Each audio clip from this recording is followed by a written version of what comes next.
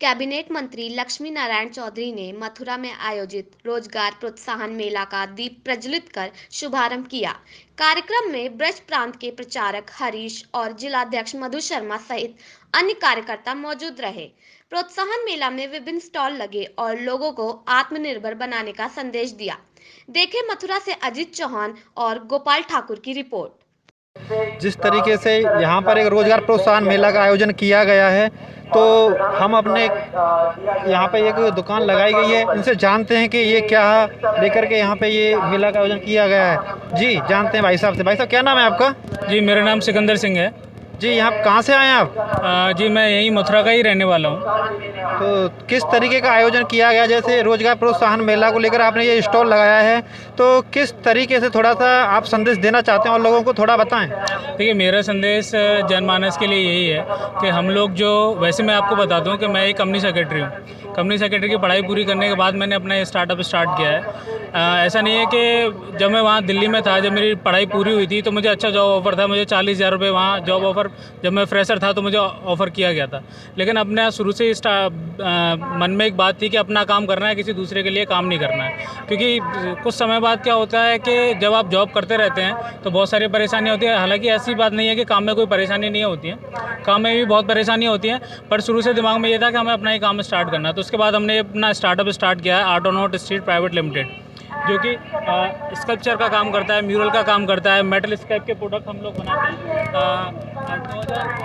2019 कुंभ मेले में हमने ये सौंदर्यकरण का काम हमने वहाँ पे किया और मेटल स्क्रैप के प्रोडक्ट, मेटल के प्रोडक्ट, फाइबर के प्रोडक्ट, हमने सभी तरीके के प्रोडक्ट हमने वहाँ पे बनाए हैं। शुरुआत में काम स्टार्ट करने में बहुत दिक्कतें आती हैं। जब आप काम स्टार्ट करते हो तो आपके पास कॉन्टैक्ट्स नहीं होते, कैसे काम कहाँ से मिलेगा आपको ये नहीं पता होता, आपको फाइनेंस की प्रॉब्लम होती है, आपको आर्टिस्ट की प्रॉब्लम होती है। हमारे जैसा आर्टिस्ट का काम है तो हमें आर्टिस्ट की प्रॉब्लम थी, हमें आर्टिस्ट कहाँ से मिलेंगे, ये सारी प्रॉब्लम थी। ये सारी प्रॉब्लम हमने फेस की। लेकिन जब आप किसी चीज़ को लेकर दृढ़ निश्चयी होते हो और उस काम को आप एक बार मन में ठान लेते हो तो फिर आप उसके लिए अग्रसर रहते हो।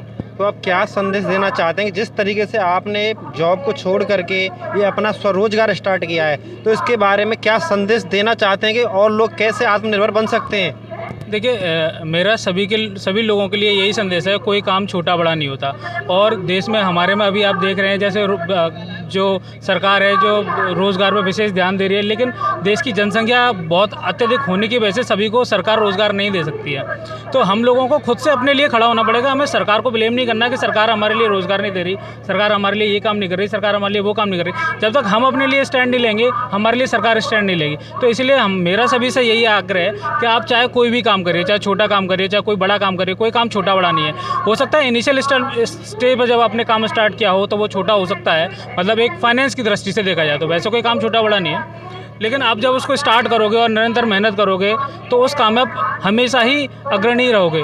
सबसे बड़ा रीज़न मैंने देखा है, जो बिज़नेस फेलियर का मैंने रीज़न देखा है, होता क्या है कि जो कोई भी हमने काम स्टार्ट किया तो उसमें हम अपना समय देते हैं, हम सोचते हैं, हम दिमाग लगाते हैं कि हम काम करेंगे काम करेंगे काम करेंगे।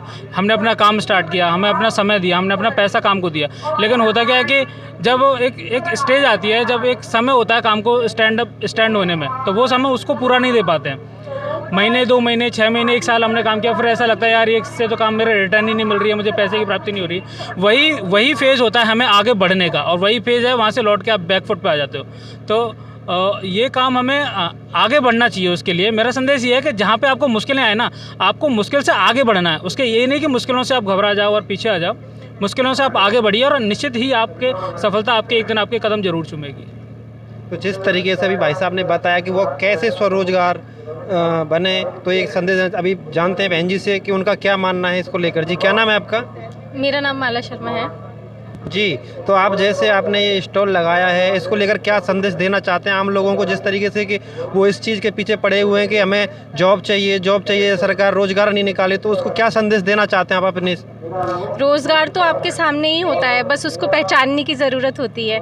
आप अपने मन में निश्चय कीजिए कि हमें नौकरी नहीं करनी, जो हम नौकरी में समय देंगे वो हमें अपने काम को देना है। थोड़ा धैर्य रखिए। आप अगर धैर्य रखेंगे, आप अपने ऊपर भरोसा रखेंगे तो सब आपकी सहायता के लिए आगे बढ़ते हैं। अपना एम निश्चित कीजिए और जिस भी दिशा में कार्य करना है। हमारा आर्ट का वर्क है, हम शुरू से हमारा शुरू से एम था कि हमें आर्ट वर्क में ही काम करना है। लेकिन जो हम प्रधानमंत्री जी से प्रेरित हुए हुए कि स्वच्छ भारत का अभियान उन्होंने चलाया, तो हमारा ये भी था कि हमारे आर्ट वर्क से कुछ भी स्क्रैप कलेक्ट ना हो, इसलिए हमने स्क्रैप पे काम करना शुरू किया। हम स्क्रैप कलेक्ट करते हैं, जो पुराने स्क्रैप स्पेयर पार्ट्स होते हैं, स्क्रू ड्राइवर्स होते हैं, पुराने स्टील के बर्तन होते हैं, प्लास्टिक की डिब्बियाँ हैं, काफ़ी सारे स्क्रैप होते हैं, हम उनको कलेक्ट करके उनसे सुंदर कलाकृतियों का निर्माण करते हैं। Disha institute of fashion and technology का एक यहाँ पे स्टॉल लगाया गया है, तो आइए इनसे जानते हैं कि किस तरीके से यहाँ पे ये स्टॉल का आयोजन किया गया है। अंकिता शर्मा। कहाँ से आ रहे हैं आप? मैं यहीं मथुरा से हूँ सर। जी, जिस तरीके से आपने ये फैशन का स्टॉल लगाया गया है, तो जैसे आप जैसे और बहनों को क्या संदेश देना चाहते हैं इस माध्यम से, जरा बताएंगे आप दर्शकों को? बताना चाहूँगी, दिशा इंस्टीट्यूट के नाम से हमारा एक दिशा फैशन इंस्टीट्यूट है, सिलाई केंद्र है। उसमें हम लोग लड़कियों को स्वराज मतलब सिलाई सिखाते हैं, वो कुछ बने, कुछ सीखें और अपना आगे कार्य कर सकें। जी, जिस तरीके से अभी बता रहे थे कि जो घर में बहन माँ बेटी होती हैं, जिस तरीके से कि वो खुद भी स्वरोजगार अपना पैदा कर सकती हैं, जैसे मोदी जी ने एक संदेश भी दिया गया है, उसी को लेकर के ये यहाँ पे स्टॉल लगाया गया है। तो मैं अपने इनको गुजारिश करूँगा कि इनको दिखाएं कि क्या क्या यहाँ पे लगाया गया है स्टॉल पर। जी, होममेड है, विदाउट ओवन, ओनली कुकर से बनाया हुआ है। ये कुकर में बेक किए हुए हैं और आप बिल्कुल खा सकते हैं, इसे सेफ है एकदम आपके लिए। 100% वेजिटेरियन है। मेरा नाम विजय शर्मा है, मैं सेवा भारती से हूँ, सेवा भारती वृंदावन से, और मैं सिलाई सेंटर वहाँ पर चलाती हूँ। मेरी सारी बहनें मेरे साथ आई हैं, कुछ बहनें, और मैं बहनों को सिलाई सिखाती हूँ और बहनों को स्वावलंबी बनाने के लिए मैं प्रयासरत रहती हूँ। और मेरी तरफ से ये सिलाई सेंटर जो चल रहा है, जो बहनों ने बनाया है, वही सब स्टॉल में आज लगा के आप सब बहनों को कुछ सिखाना चाहती हूँ कि वो स्वावलंबी बने, अपने पैरों पर खड़ी हों। तो उनको आप क्या संदेश देना चाहती हैं जो घर पे बैठ के कहते हैं कि हमारे पास रोजगार नहीं है, रोजगार नहीं है, रोजगार नहीं है? तो आप उनको क्या संदेश देना चाहते हैं इससे कि वो घर पर बैठ करके सिलाई करके कपड़े सिल के वो अपना रोजगार पा सकती हैं? तो बताएं। जी, वो अपने घर बैठ करके रोजगार कर सकती हैं। ऐसे बहुत से काम हैं जो हम घर में बैठ करके कर सकते हैं। ऐसा कुछ नहीं है कि बहनें घर में कुछ नहीं कर सकती हैं, जैसे मंगोड़ी बनाना, पापड़ बनाना, अचार बनाना, गोबर के दीपक बनाना, बत्तियां बनाना, मोमबत्ती बनाना, बहुत सारे आयोजन ऐसे हम कर सकते हैं, सिखा सकते हैं अपनी बहनों को। लेकिन बहनें हमारे पास आएँ तो हम सिखाने के लिए प्रयासरत हैं। तो आपका क्या प्रोसेस रहता है कि आप जैसे सिलाई सिखाते हैं, उसका कुछ चार्ज भी पे करते हैं आप उनसे? नहीं, बिल्कुल निःशुल्क सिखाते हैं। और मेरे उससे सिलाई सेंटर से 125 बहनें लगभग सीख करके अपने काम कर रही हैं। तो आपका ये सिलवा के और वापस ले लेते हैं और उनका सेल करते हैं। जी, तो दोनों को बेनिफिट मिलता है उसका, हम कुछ नहीं रखते अपने पास।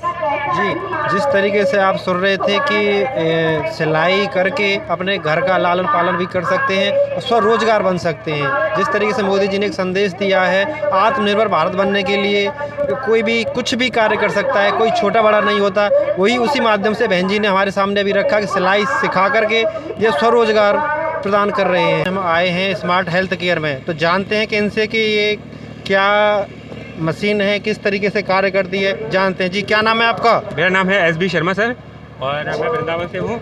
और ये मशीन जो है, इसका नाम है हेल्थमेट।